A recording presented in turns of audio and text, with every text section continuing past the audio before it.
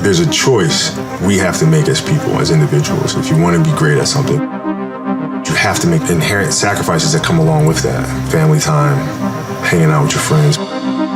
So at the age of 18, I knew that I was not going to be stopped. This was my life. We all can be masters at our craft, but you have to make sacrifices that come along with making that decision. On January 26, Kobe Bryant and his daughter were among 9 people who were killed in a helicopter crash in Calabasas, California. He dominated in basketball, he was dominating in business. And as a tribute to him, my team and I pulled together a mix of some of the best lessons you can learn from him, be inspired by him, and remember him. I hope you enjoy. Lesson number 1, outwork everyone. I've been with you for a long way. The one moment that stands out of, we've done, I don't know how many done, we've done what, 800 events. Mm-hmm. The one time was 4 a.m. We went out to practice at 4 a.m. And that was your idea to do it. But and then, you know, all these Nike people are like, no, let's not do that. And then you're like, let's do it at 4 a.m. So you got security, you got brand marketing, sports marketing going, no, let's not do it. You're like, let's do it. Because that's, you're obsessed with this, right? I mean, to me, it just makes complete sense. Not to us. But I don't, like, okay, so. See, all right. Usually, I'm sleeping at 4 a.m. You're working out. So talk about that. Okay, so if your job is to try to be the best basketball player you can be, mm-hmm. right? To do that, you have to practice, you have to train, right? You want to train as much as you can, as often as you can. So if you get up at 10 in the morning, train at 11, right? 12, say 12, train at 12, train for 2 hours, 12 to 2. You have to let your body recover. So you eat, recover, whatever. You get back out, you train, start training again at 6. Train from 6 to 8, right? And now you go home, you shower, you eat dinner, you go to bed, you wake up, you do it again, right? Those are 2 sessions, right? Now imagine you wake up at 3, you train at 4. You go 4 to 6, come home, breakfast, relax, blah, blah, blah. Now you're back at it again, 9 to 11, right? You relax, and now all of a sudden you're back at it again, 2 to 4, and now you're back at it again, you know, 7 to 9. Look how much more training I have done by simply starting at 4, right? And so now you do that, and as the years go on, the separation that you have with your competitors and your peers just grows larger and larger and larger and larger and larger. And by year 5 or 6, doesn't matter what kind of work they do in the summer, they're never going to catch up because they're 5 years behind. Right? So it makes sense to get up and start your day early because you can get more work in. Is that genetic? Or is that something you ingrained and trained yourself? No, it was Who just, taught you that? For me, it was just common sense. Like I can if I start earlier, I can train more hours. And I know the other guys aren't doing it because I know what their training schedule is. Right? So I know if I do this consistently over time, the gap's just going to widen and widen and widen and widen and widen, and they won't be able to get that back. Mm-hmm. So to me, it was just common sense. I'm like thinking, how can I get an advantage? Oh, start earlier. Yeah, let's do that. How do you develop that, or where do you learn that from? Well, I think it's just it's just a matter of what's important to you, mm-hmm. and what's important to you for whatever reason. I felt like I didn't feel good about myself if I wasn't doing everything I could to be the best version of myself. Mm-hmm. If I felt like I left anything on the table, it would eat away at me. I wouldn't be able to look myself in the mirror. Right? So the reason why I can retire now and be completely comfortable about it because I know that I've done everything I could to be the best basketball player I could be. Mm-hmm. And so that's where it comes from for me. You can't leave any stone unturned. I think the best way to prove your value is to work, is to learn, is to absorb, to be a sponge. Right? But you always want to outwork your potential. As hard as you believe you can work harder than that. And that's what I tried to do when I first came in the league. But, basketball is such a direct competition sport that me coming in at 17, I hated when, like, my teammates would say, I get hit with an elbow, right? Shaq would hit me with an elbow in practice. And, like, Nick Van Exel would come up and say, "Are you okay?" I'm like, what? Are you okay? What the hell's wrong with you? So like I always had that extra chip on my shoulder. So like every day in practice for me was really trying to annihilate everybody that I was playing against. Because I wanted to prove you don't need to babysit me. Like I'm fine, And so it's always That competitive nature, the work ethic, and curiosity. Because I asked a lot of questions. Playing with Byron Scott, I asked him a lot of questions. Eddie Jones, who was great at chasing guards off the screens, and I didn't understand how to do that. I would sit with him before practice, after practice. Magic, James Worthy, Kurt Rambis, Kareem Abdul, all the Laker greats. I would always sit down and just ask them questions about certain games that I studied growing up. What actually happened there? What did you feel there? Why? Bird tough to defend. Why? Because you look slow as shit to me. So like, I'm missing something. So like, tell me what I'm missing. You know what I mean? And so I would always ask questions and try to learn as much as I could. Lesson number 2, be a long-term thinker. I had a summer where I played basketball when I was like 10 or 11 years old in a very prominent summer league in Philadelphia called the Sunny Hill League, where my father played, my uncle played, and they were like all-time greats and that sort of stuff. And Wilt Chamberlain played in the league, Earl Pro Monroe played in the league. And here I come playing, and I don't score 1 point the entire summer. Really? Not one. How old were you? 11, 10, 11. And you're playing against other 10, 11-year-olds? Uh-huh. And you didn't score once? Not one. Were you in the game? I was in the game. How did you not score? Because I was terrible. Really? Yeah. That At happened. 10, 11 years old, you were that terrible. Awful. I mean, and I had these big knee pads on because I was growing really fast. I had socks all the way up here, and I had like the high top Skinny, fades, like skinny as hell. And I scored not a free throw, nothing, not a lucky shot, not a breakaway layup, 0 points. Is that when you think the mentality of hard work started to come in for you at that age, when you failed so miserably, I guess, that summer? I think that's when the idea of understanding a long-term view became important, because I wasn't going to catch these kids in a week. I wasn't going to catch them in a year, right? So that's when I sat down and said, okay, this is going to take some thought, all right? What do I want to work on first? All right, shooting. All right, let's knock this out. Let's focus on this. Half a year, 6 months, do nothing but shoot. All right, after that, all right, creating your own shot. And then you focus. So I started creating a menu of things. When I came back the next summer, I was a little bit better, right? And A menu being like, I've got my jump shot from 15, I've got my I got my jump fadeaway, shot from 15, I got my three-point shot, like just open shots, not miss open shots, right? Be able to shoot it with speed, because those kids are so much more athletic. Yeah. And then the next summer I came back, I was a little better. And the summer came back, You the scored. next summer I was a little better. I scored. Yeah, it wasn't much, but I scored. And this is 12, 13. 12, 13. And then 14 came around, back half of 13, 14 years old, and then I was just killing everyone. And it happened in 2 years. And I wasn't expecting it to happen in 2 years, but it did, because what I had to do was work on the basics and the fundamentals, while they relied on their athleticism and their natural ability. And because I stick to the fundamentals, it just caught up to them.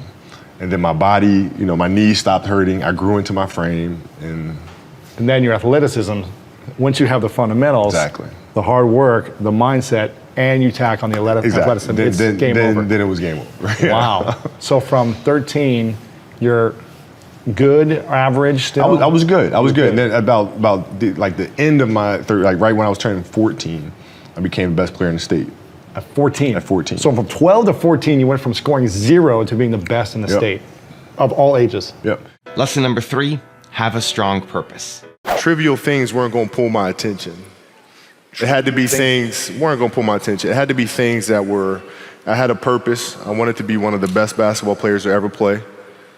And anything else that was outside of that lane, I didn't have time for. At what age did that goal become crystal clear? I made that deal with myself at 13 years old. At 13 years old? 13 years old. That's the deal I made. You were crystal clear about it? Crystal clear. And where did inspiration come from? The love of the game. The love of the game, the challenge. Like I would watch Magic play, I'd watch Michael play, and I would see them do these unbelievable things, and I'd say, can I get to that level? I don't know, but let's find out. Lesson number 4, get better every single day. My philosophy was a very simple one. And this is where I think film plays a big part of my life. Rudy was one of my favorite films growing up. After watching that film, I come to understand if I could work that hard every day, with being blessed with the physical tools that I have, what would my career be? And I made a promise to myself from that day that I was going to work that hard every single day, so that when I do retire, I have no regrets. And that was the most important thing for me, is to leave no stone unturned, get better every single day. And if I lived that way, then over time, I'd have something that was beautiful. But that was my philosophy. It seems like a pretty simple one, but if you live your life to just get better every single day, you do that for 20 years, what do you have? Lesson number 5, follow your passion. Follow your passion first. First. When I retired from the game, I sat there asking kind of all the wrong questions. What's the biggest industry I can get into? And it's all the wrong stuff. And you got to sit there and ask yourself, okay, what am I truly passionate about? What do I enjoy doing? And when you feel that way, honestly, you feel like you have never worked a day in your life. It's the most fun thing in the world. You get up in the morning excited about what you're doing. And you got to be really honest with yourself about it. If you wake up in the morning and you're dreading going to work, dude, do something else. Right. Do something else. And those are hard decisions to make. But when you make those decisions, it's a very liberating experience. And you find out that the rewards will come. Lesson number 6, commit fully. You said, I read a quote that you said you love business as much as basketball. There's no way that's true. It's 100% true. There's no way. Basketball was your life, your passion, everything. You're telling me you love doing business as much. If you could, basically snap a finger and be 25-year-old Kobe or the Kobe today, you wouldn't go back and keep playing basketball? No, because I've already done it. See, here's the thing. When I was playing and teammates would say, oh, Kobe's not out on the road. What is he doing? You see me on the plane, he's reading. What is he reading? He's writing. What is he writing? Mm-hmm. I'm practicing. Mm-hmm. I'm writing. I'm practicing. I'm understanding how to tell stories. I'm reading Joseph Campbell and how to create arcs, compelling arcs and plots. I'm reading that stuff. So this is going back 15 years, right? So I don't just retire, write Dear Basketball, and luck into winning an Oscar. You know what I'm saying? Yeah. That stuff comes from hard work and from studying for 15 years how to write and how to organize structure, right? And you can't do that without having a serious love or commitment to the craft. Lesson number 7, focus on one thing. Do you think one of the edge you had over everybody else was the biggest percentage of your focus was on one thing? Mm-hmm. Do you see it that way? Like that was my edge over everybody else? I do. At the time, I didn't really understand that, right? So, basketball for me was the most important thing. So everything I saw, whether it was TV shows, whether it was books I read, people I talked to, everything was done to try to learn how to become a better basketball player. Everything. And so when you have that point of view, then literally the world becomes your library to help you to become better at your craft. Lesson number 8, be the best you can be. And I was wondering if you've had to tone down your competitiveness and your approach in a new work environment. Yeah. More than a little bit. Yeah. No, like I said, basketball is different because it's such a direct competition. What we do now, there isn't. The competitiveness that I bring to work every day is really helping people, in a sense, be competitive with themselves, right? If you're animating something or you're writing a screenplay or you're composing a piece of music, is that the best you can do? Right? Don't ask me. Don't say, okay, do you approve? Don't ask me. I'm not the musician. I'm not the composer. Right? So the competitiveness is more from an individual perspective. Is this the best you can do? And if the answer is yes, then off we go. Lesson number 9, study success. Kind of take us behind kind of the current with Michael. Was there ever a moment that you guys spoke that you felt like it energized you and you learned from him? Yeah, it was crazy, man, because my favorite player was Magic growing up. And then I quickly realized my father stole all my height and I wasn't going to be a 6'9" point guard. So I had to, so I looked at this young guy coming up.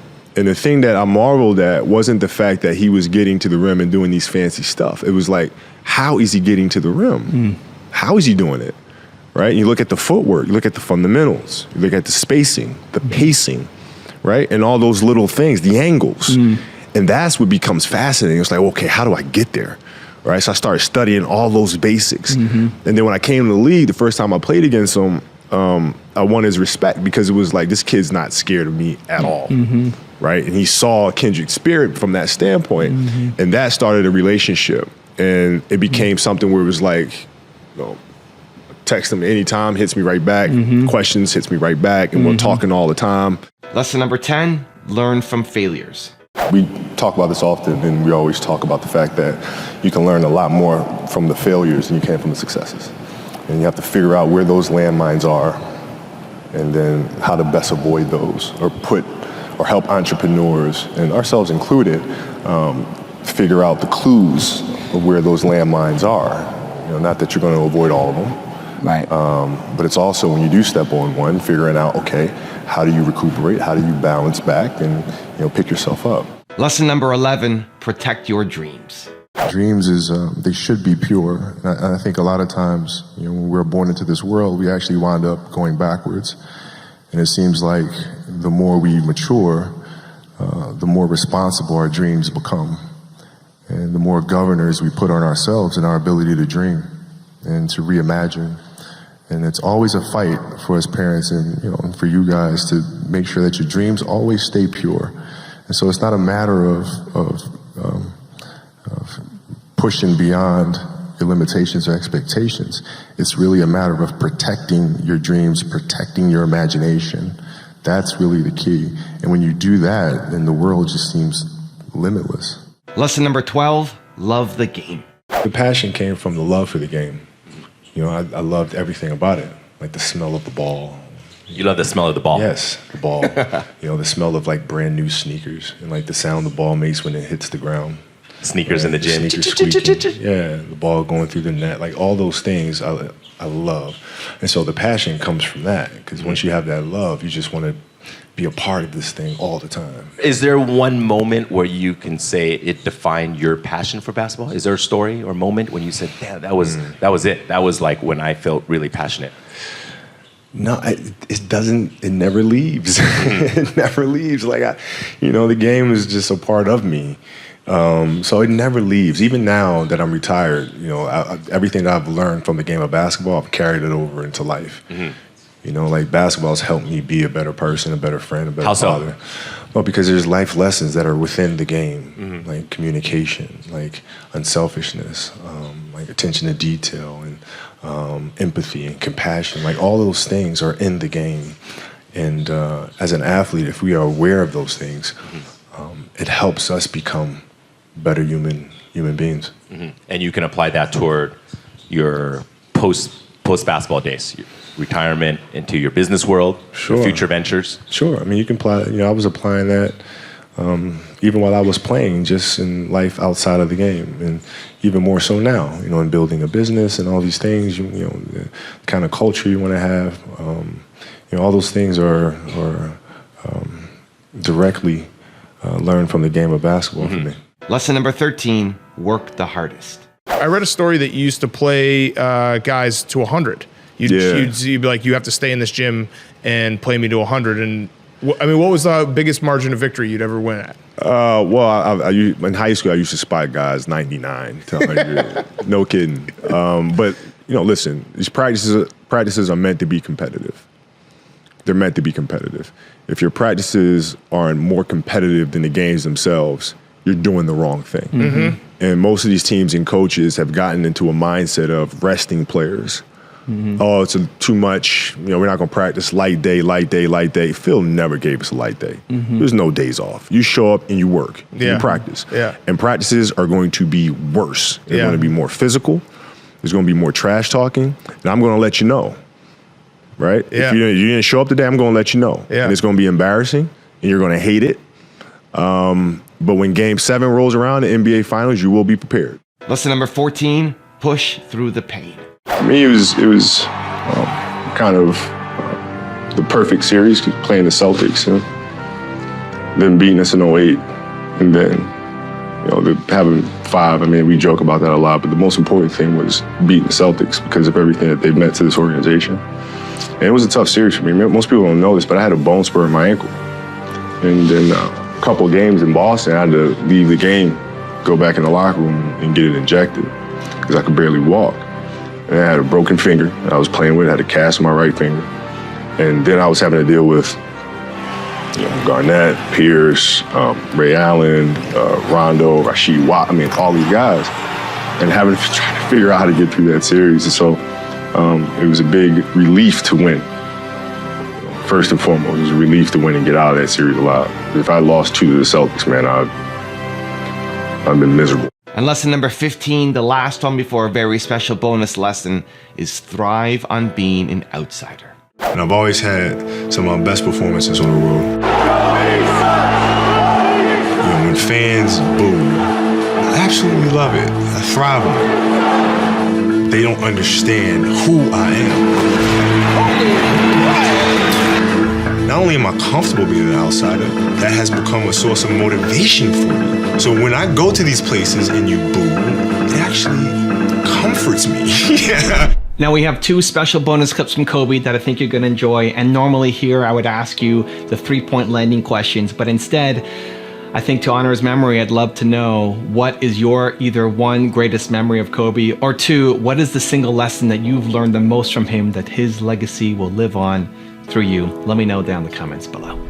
96 through 99 was a frustrating point. I don't know about, well, maybe a little bit for you, but for me, being one of the best bigs in the league and having that title of not winning one. I remember one day reading in the paper, oh, Shaq's averaging 20 or 30 and doing this, and the great Kareem Abdul-Jabbar said, well, he didn't win none yet. Right. So is he great? And that just kind of, yeah.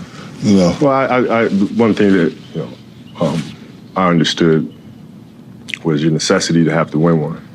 There was a lot of pressure. And I think there was a lot of frustration because you kept seeing this kid and everybody kept saying, okay, be patient with this kid, be patient with this kid. And you're saying, listen, I don't have patience. I have to win now. And this kid needs to develop now. Remember that? I think I can remember the first time we had our first fight, and you looked and said, okay, this is crazy. I did say that. Yeah, I did. You did. Crazy. You did. Anyway, we were playing a pickup game. We was doing a lockout season, Southwest College, playing a pickup game. We're on opposite teams. Right. And trash talking. Yes. And you kept saying, yeah, take that little. I'm like, I'm looking around. Oh, me. Yes. Right? And I said, oh, hold on. Ain't gonna be too many more of those little, you know. Yeah, I remember that. And what'd you say? Well, what you gonna do about it? Well, what you gonna do about it? And then that's, the next thing I knew, I saw a big hand coming this way. And I remember going this way. And I remember throwing some lollipop. The Polynese came and caught. And then they all just kind of broke us apart, broke us up. I'm looking at this and I'm saying, man, he wants this thing. It affects him, right? I mean, it consumes him. And then from that moment on, I knew we spoke the same language. It doesn't matter if we had disagreements this and the other, our drive to win, like we have to win. There's no other option. We're gonna figure this out. We're gonna get this done. And we did it. Portland has 3 timeouts left. The Lakers have 2. Bryant to Shaq.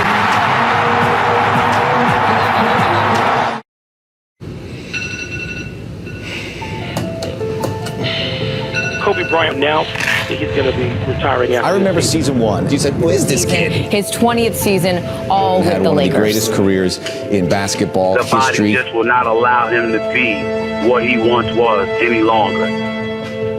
No one understands what it takes to be great. The force that drives you to do what others don't. The sacrifices made, all with one purpose in mind. Push yourself to become better. The extra seconds, minutes, hours of work put into perfecting one's game. Lifting yourself above the rest. To make sure your name will forever be synonymous with one word: greatness. What does it take to be great? Work ethic, determination, drive. It takes ability, it takes a desire.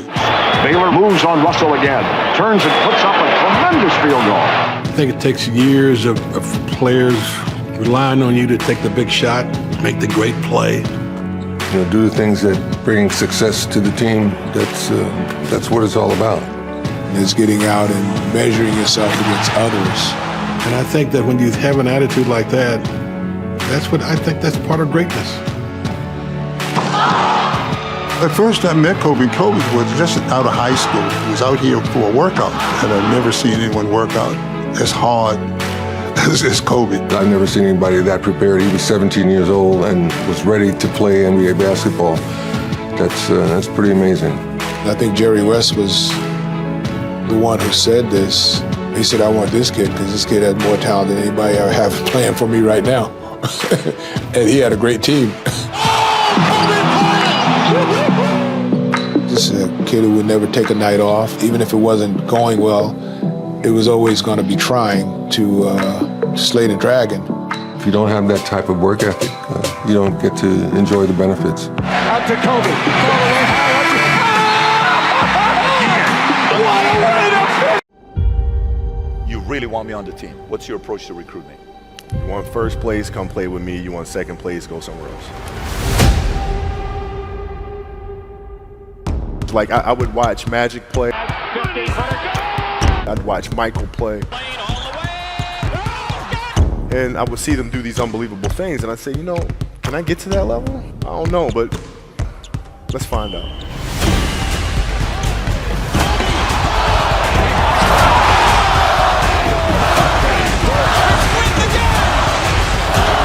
That's why he's the best player in the game. Everything was done to try to learn how to become a better basketball player. Everything. And so when you have that point of view, then literally the world becomes your library to help you to become better at your craft. So because you know what you want, the world's giving you exactly the information you need to become better at it. Because you know what you're looking for. So many guys tell stories about your work ethic. Yeah. What was really your work ethic like, and for how long did you stay disciplined? Well, I mean, every day. I mean, since 20 years. I mean, it was an everyday process and trying to figure out strengths and weaknesses. For example, jumping ability. Man, my vertical was a 40, it wasn't a 46 or a 45. My hands are big, but they're not massive. Right? So you got to figure out ways to strengthen them so your hands are strong enough to be able to palm a ball and do the things that you need to do. Quickness, I was quick, but not insanely quick. I was fast, but not ridiculously fast. Right? So I had to rely on skill a lot more. I had to rely on angles a lot more. I had to study the game a lot more. And but I enjoyed it though. So like from the time I can remember when I started watching the game, I studied the game and it just never changed. It's a good separation for me, emotionally, to be able to put myself in a place where at practice or when I'm training or during games, I switch my mind to something else. I switch my mode into something else, right? For me, it's the equivalent of Maximus Decimus Meridius in Gladiator picking up the dirt, smelling the dirt. It's go time, right? So that was my mental switch. It was like an actor getting ready for a film. You got to put yourself in that cage. When you're in that cage, you are that character. And then when you leave there, it's something completely different. But when I'm in that cage, bro, don't touch me, don't talk to me. Just leave me alone. How did you get mentally and emotionally so strong where it doesn't bother you? Well, you got to look at the reality of the situation. Like for me, it's not, you kind of got to get over yourself. Like, it's not about you, man. Like, okay, you feel embarrassed. You're not that important. Like, get over yourself. That's where you go. Get over yourself, right? Like you're worried about how people may perceive you and like you're walking around and it's embarrassing because you shot 5 air balls. Get over yourself, right? And then after that, it's okay, well, why did those air balls happen? Got it. High school, year before, we played 35 games, max, right? Week in between, spaced out, plenty of time to rest. In the NBA, it's back to back to back to back to back to back to back. I didn't have the legs. So you look at the shot, every shot was online, but every shot was short. Right? I got to get stronger. I got to train differently. The weight training program that I'm doing, I got to tailor it for an 82-game season so that when the playoffs come around, my legs are stronger and that ball gets there. So I look at it with rationale and say, okay, well, the reason why I shot air balls is because my legs aren't there. I go, well, next year they'll be there. That was it. Done. Were there some names that you looked at and says, these 3 guys are as crazy as I am? At the time, I deal with what I've referred to as Goat Mountain. I went to Goat Mountain and I talked to Magic, Michael, Bird, Hakeem Olajuwon, Jerry West, Oscar Robinson, Bill Russell. So I would talk to them. What did you do? were your experiences? Michael in particular, he's become my big brother. He's been my big brother since I first came in the league. And what was that process like? So I went to them and started understanding the ins and outs of the game and how they approach things and their level of detail and obsessiveness, and that's what I did. The players that had that passion but weren't willing to commit their entire lives to doing that, right? It's a choice, right? You have other things, you have family, you have all these other things that you have to do. The game can't really be your number one priority. And so I was looking at that like, man, this is gonna be fun. If I'm buddies with you from high school, if I'm a cousin of yours, what happened to our relationship? How did that gravitate when you went into the league and you're determined to become the greatest, or you're determined to become one of the greatest? What happens to our relationship? Well, it suffers. It does suffer. Oh yeah. Okay. Yeah. And you understood that. You were okay with that. Well, yeah. And the people that love you, like friends and family, like they know that about you. Got it. So they let you be you. And when you reconvene, you pick back up where you left off. Mm-hmm. But make no mistake about it, everything in between is lost, right? So those long-term relationships, the commitment of time of, taking vacation. Like I see a lot of players take vacations with other players that are close friends. And they'll just take vacations just to take vacations, or just hang out just to hang out. Like I never did that. Why not though? Why didn't you do that? Well, because when I retire, I didn't want to have to say, I wish I would have done more. I don't want that. I don't want that. You got a lot of people paying their hard-earned money to come watch you perform. Perform. It's your job to be in shape. It's your job to be strong enough to perform at that level every single night. And as a competitor, I'm not ducking shit. Like it's not, oh my God, my back hurts, I'm sore. We got to play Vince Carter and Toronto Raptors tonight. We actually had this happen. We had a game against Toronto in 2000, and Vince was tearing the league up. My back was jacked. But like the perception of that, like what? Kobe's missing the game against Toronto and Vince Carter because my back was really spasming. But people will be like, what? Oh, he's ducking Vince. Excuse me? No, I don't think so. So I would be in the layup line like, okay, there's a lot of days where you can rest and recover. Today ain't one of them. Your back can bother you any other day.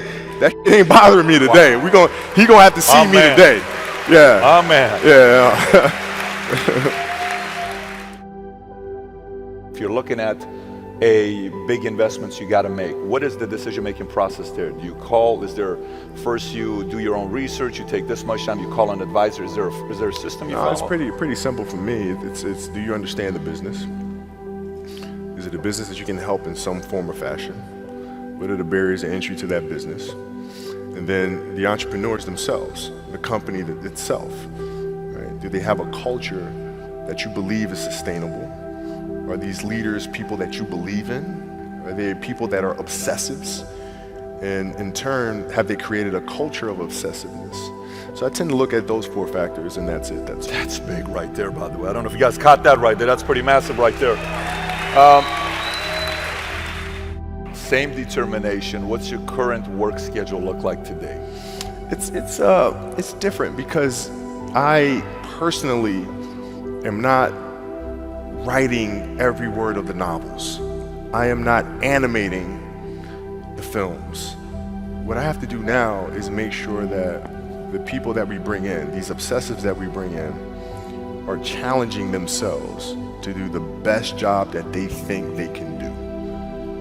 That's what I'm there for, is for them to constantly look in the mirror and self-assess and challenge themselves. If we have a project and you're saying, okay, I can do that, that's not the project we want. The projects that say, I don't know if I can animate that. I don't know how to write that story. I don't know how to do that. Those are the things we want, because through that curiosity, you'll reach a level that you didn't think was possible. And so running the studio, that's what I'm doing.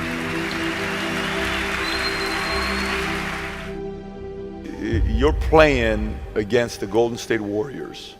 Score is 107-109. You guys are close to getting into the playoffs. You know exactly what happens in the game. You go up, you're about to take your shot, and then all of a sudden, boom, Achilles happens, right?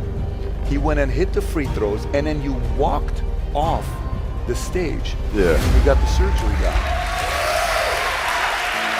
When I went in the trainer's room, my kids are in there, and they're looking at you and stuff, and I'm looking at them, and I'm like, it's all right. Dad's gonna be all right. It'll be fine. It'll be all right. It'll be all right. It'll be all right. As a parent, you gotta set the example. You gotta set the example. This is another obstacle. This obstacle cannot define me. It's not gonna cripple me. It's not gonna be responsible for me stepping away for the game that I love. I'm gonna step away on my own terms. And that's when the decision was made that, you know what, I'm doing it. I'm doing it. You're a freaking beast, bro. Yeah.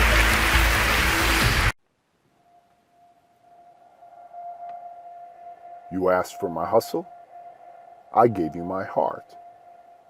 Because it came with so much more. It's the ultimate sacrifice. Greatness has a cost. It reschedules your plans for you. It puts your family and friends on hold. It makes you feel misunderstood. And it will put you in some deep, dark holes. Greatness demands everything from you. Your mind, your body, your spirit, and your soul. So what do when you shoot 4 air balls in a playoff game? What do? Do you sulk? Do you weep? When you disappointed all of your teammates? When you let down all of the fans? Do you ask for sympathy? Do you ask why me? When they blast the coach for keeping you in the game, do you blame yourself? When they've drawn up their own conclusions about how your career is going to end, do you wish you could go back in time and make a different decision? Or do you get off of the plane and go straight to Palisades High and get the janitor to open up the gym and lock yourself in there until the sun comes up? And you go shoot, and you drill, and you relive that moment and change the outcome over and over again. Decisions shape our destiny, and obsession can be beautiful. What separated me is not a gift. It was a hunger to hunt when others would eat, a hunger to hone in when others thought they perfected. They had a crossover. They had a fadeaway. They all wanted rings, but they also had obligations. They weren't willing to cut it all off. See, it's not just about going to the court, shooting, dribbling, practicing the same move again and again. No. Lack of skill is from a lack of mind, on and off the court. From a little boy sitting on the ball in the park to a grizzled veteran on his last legs, it's been a mission from day one to impart what I know so you can better understand yourself. I'm here because the game needed me as much as I needed it. The game was my comfort, a platform to grow and teach others the same. It was where I learned about the terrors and joys of life, of ice baths and buzzer beaters, of struggle and of gold, and everything in between. It was where I transformed the darkness to come closer to the light. And it always brought a new challenge, a flaw that needed to be healed. And the game would send the medicine directly my way. And you will have to make that choice for yourself. whether that treatment would be worth it or not for you. But greatness cannot come without that cost. How do you press enough without pressing too hard? How do you go far enough if you don't go too far? How do you get 11 others to begin their relentless pursuit? To duplicate yourself, not in terms of skill, but in terms of competitive spirit. To instill the intensity, to impart that DNA so that you can be champions on the court and men off of it. How do you prove to the world who you really are? To honestly express yourself. The media will paint a story. The fans and critics will create their own. But no one's expectation, no one's, could live up to my own. I am that killer snake. You know, and I'm stone cold, man. My love to become more and to give more. I did everything for you because that's what you do when someone makes you feel as alive as you've made me feel.